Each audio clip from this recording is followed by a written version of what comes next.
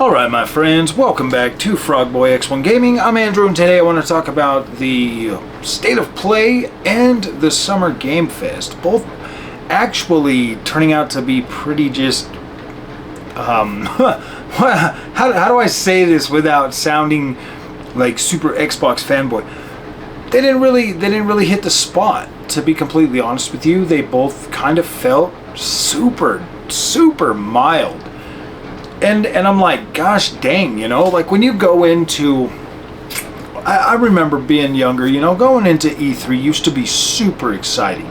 But now there's so much negativity just surrounding gaming. Well, I maybe it's always been there, but, you know, since I've been a content creator, I feel like I get subjected to the negativity significantly more than I ever even realized it was there. Maybe it's always been there, and maybe it's always been this bad, but man, I kind of feel like the gaming industry as a whole lately, like over this last few years, has really been on a downward spiral. And you know, when they bring out games like Concord and they show off Concord, and then people react to the characters, because I'm going to say it right now, like none of those characters looked remotely interesting or cool to play with. Like they just don't make cool characters anymore that people can relate to or that people give a crap about. And then when we react to that as gamers being like, no man, we don't want this crap, then they attack us and tell us that, oh, this game isn't made for you freaking straight white males anyways, or just other stupid stuff that it's like, look, I'm not saying that white people are the only people that buy games, but we buy a significant amount of games. Like, I feel like we make up a certain portion of the gaming environment. And I'm not saying every game has to be like prominent white male characters and sexy women. Like, no, I'm definitely not saying that at all. And I mean, I think that a lot of us, you know, really do want diversity, but we don't want the diversity they're trying to feed us.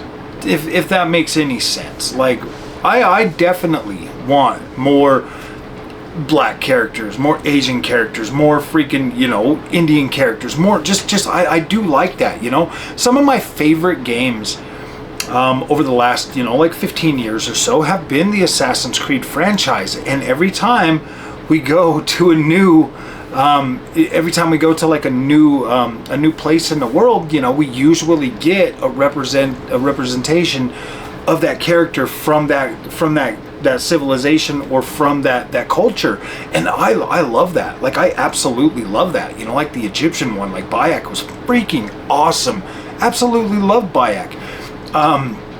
And then we go to, you know, like Greece, and then we get, you know, obviously Cassandra, we get freaking, we get Alexios, you know, those games. And that's probably why I'm so much more pulled towards that historical type games, because I like those types of games. I like that history type stuff. I absolutely thrive in those types of environments and in those types of games.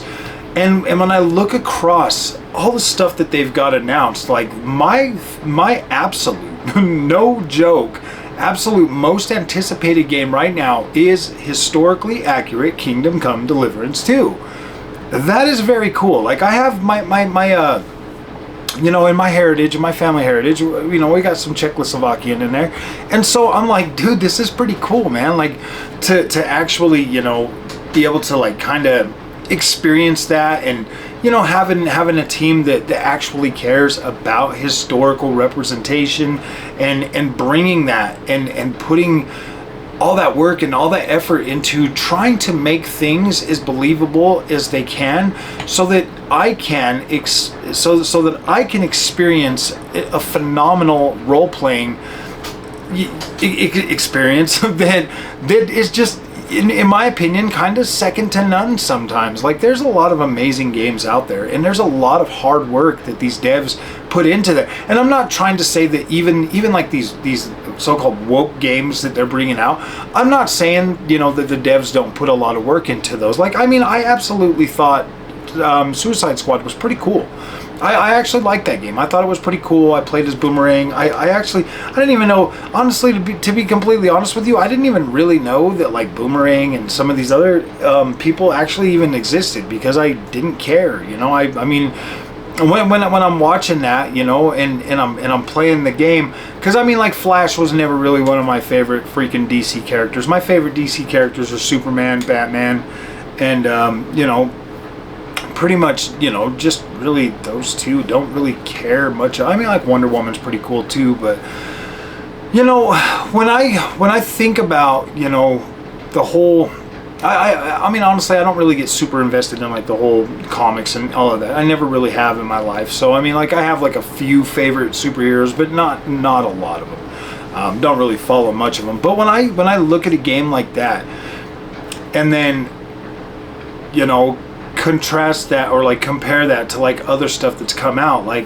I get that like Suicide Squad's not like the go-to. I mean, when they first announced that, when I first saw Superman flying, I was like, yes, Rocksteady's making a Superman game. I was so pumped and excited, and then boom, it was like Suicide Squad, really? You like, I was like instantly like, oh, okay, whatever, garbage. I wasn't even planning on buying it, and then I just saw how everybody was trashing that game, and I was like, you know what?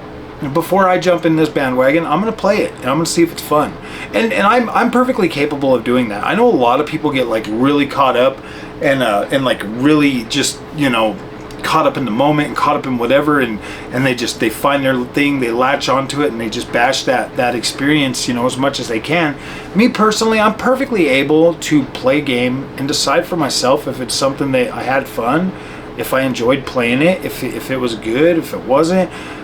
You know, and I will admit, guys, that I've given out a lot of 10s in this channel over the course of my life, and that's because, honestly, man, if I can sit through a game and I can beat it, and I can really enjoy that, and I can come around feeling like, yeah, that was pretty good, you know, like I do rate those games, you know, kind of high, because for me, I've been struggling with this probably since Assassin's Creed 3 came out. It, for some reason, after like around that time, getting into games and actually beating them, and, you know, being able to play them a lot was getting really hard for me. Like, I was starting to lose interest in a lot of stuff very quickly, and, you know, it wasn't until, you know, like the new Assassin's Creed Origins came out that things drastically changed for me, to where I was actually able to like sit and really get into games and start playing them again.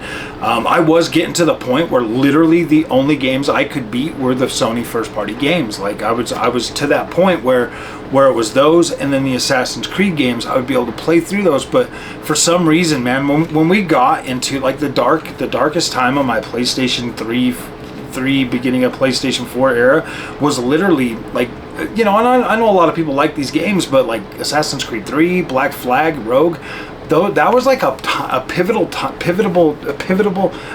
time for me in gaming, to where I was like, oh, I didn't really care for those ones as much. I didn't care for those settings. So, and those were my annual freaking bangers that I would play every year. I looked forward to those Assassin's Creed games coming out.